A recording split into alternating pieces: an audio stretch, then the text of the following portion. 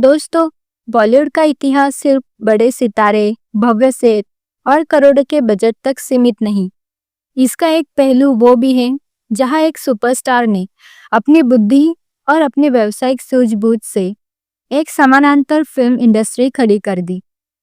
और इस समानांतर फिल्म इंडस्ट्री का सबसे बड़ा चमत्कार, सबसे बड़ा सबूत देखने को मिला था साल 1997 के मार्च महीने में। एक तरफ थी बॉलीवुड के एक्शन किंग अक्षय कुमार और अभिनय के दिग्गज नसीरुद्दीन शाह की एक मल्टी स्टारर बड़े बैनर की मसाला फिल्म। दूसरी तरफ उनसे बस एक हफ्ते बाद रिलीज हुई एक छोटे बजट की फिल्म जिसके हीरो थे disco dancer, national award winner हमारे मिथुन दा। फिल्म इंडस्ट्री और मीडिया ने बड़ी फिल्म को ए लिस्ट का दर्जा दिया और मिथुन दा की फिल्मों को बी ग्रेड कहकर खारिज करने की कोशिश की। लेकिन जब बॉक्स ऑफिस का फैसला आया तो पता चला कि दर्शक किसे असली हीरो मानते हैं। आज हम बात करेंगे 21 मार्च 1997 को रिलीज हुई फिल्म लहू के दो रंग और उसके एक हफ्ते बाद आई कालिया के महाक्लैश के। हम जानेंगे कि कैसे नसीरुद्दीन शाह और अक्षय कुमार की फिल्म मिथुन दा की ऊटी फैक्ट्री के एक प्रोडक्ट के आगे फीकी पड़ गई।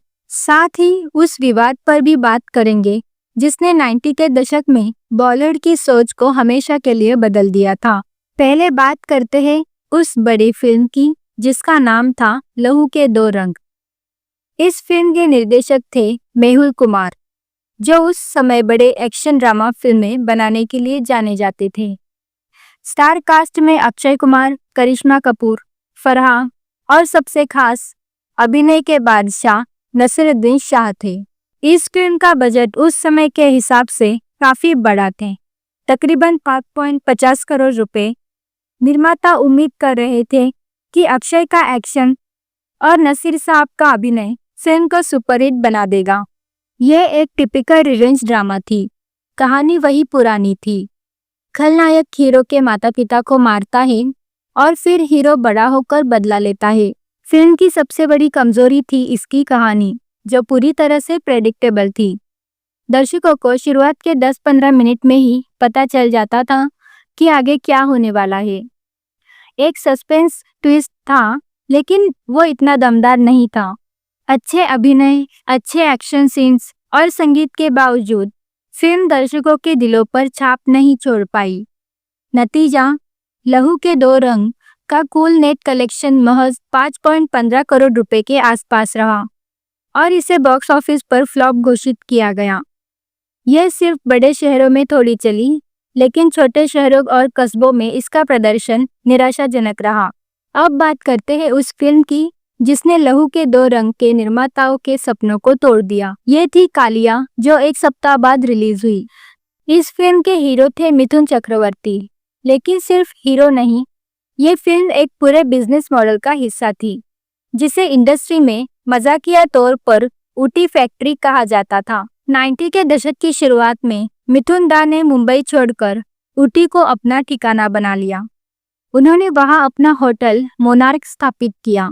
मिथुन दा ने प्रोड्यूसरों के सामने एक शर्त रखी थी, वो उनके लिए फिल्म करेंगे, लेकिन शूटिंग ऊटी या उसके आसपास होगी और क्रू उनके होटल मोनार्क में ठहरेगा, जिससे प्रोड्यूसर को भारी डिस्काउंट मिलता था। इन फिल्मों को महज 40 दिन के सिंगल शेड्यूल में पूरा कर लिया जाता था। डायरेक्टर TLV प्रसाद जैसे निर्देशकों के साथ उनकी जोड़ी सुपरहिट थी, जो कई बार तो 28 दिन में भी फिल्म तैयार कर लेते थे। ये वॉल्यूम यानी एक साल में दर्जनों फिल्में रिलीज करने का मॉडल था। ये फिल्में मुख्य रूप से भारत के बी और सी क्लास सेंटरों के दर्शकों के लिए बनाई जाती थी, जो शुद्ध मसाला, रिवेंज और नॉन स्टॉप एक्शन पसंद करते थे। कालिया भी एक टिपिकल रिवेंज एक्शन फिल्म थी। भ्रष्ट पुलिस और नेताओं के जुल्म का शिकार काली कैसे कालिया बनकर दुश्मनों को चुन चुन कर मारता है, यही इसकी जान थी। ये कहानी छोटे शहरों के दर्शकों को खूब पसंद आई। निर्देशक TLV प्रसाद के पास मिथुन दा के एक्शन पैक अवतार को परोसने का एक खास स्टाइल था।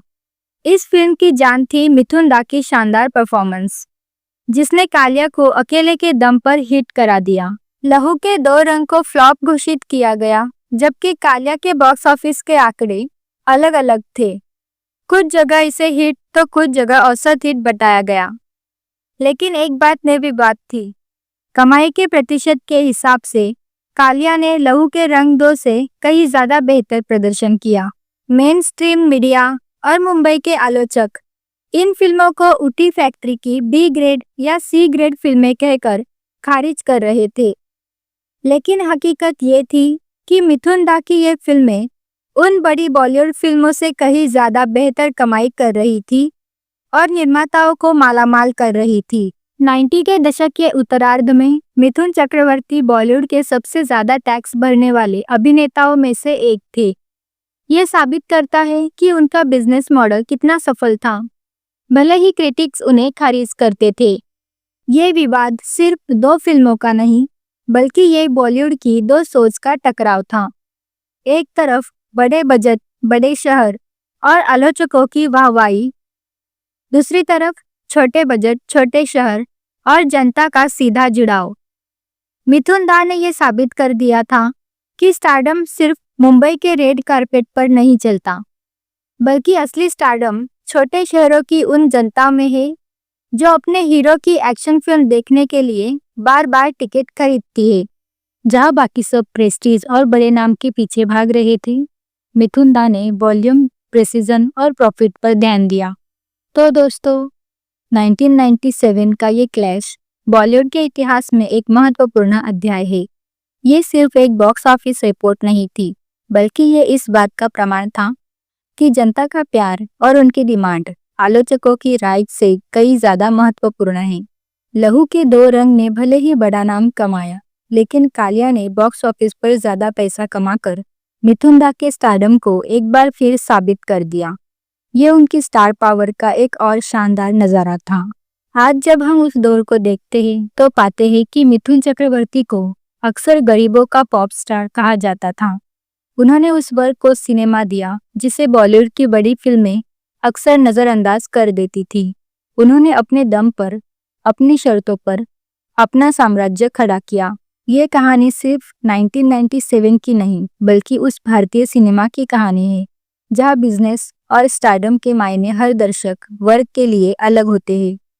आपको इन दोनों फिल्मों में से कौन सी ज्यादा पसंद आई थी, या मिथुन दा की ऊटी फैक्ट्री का कौन सा सिनेमा आपको सबसे ज्यादा पसंद आया?